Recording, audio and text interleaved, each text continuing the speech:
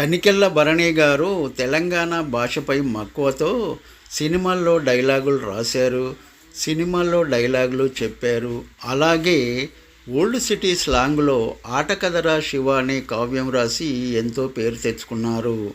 అలాగే కోట శ్రీనివాసరావు ప్రతిఘటన చిత్రంలో తెలంగాణ యాసలో డైలాగులు చెప్పి ఎంతో పేరు సంపాదించాడు. అలాగే పాటలు రాసే సాహితీ తెలంగాణ స్లాంగ్లో పాటలు రాసి ఎంతో పేరు తెచ్చుకున్నాడు.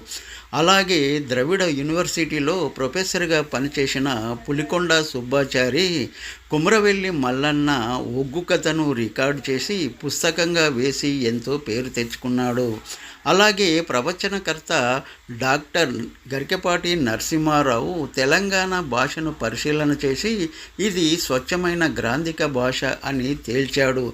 ఎవరికైనా అనుమానం ఉంటే చర్చకు రావాలని సవాలు విసిరాడు. అది వారికి ఉన్న భాష అభిమానం, తెలంగాణ మమకారం, నుడికారంపై వారు చేసిన ఎంతో మేలు.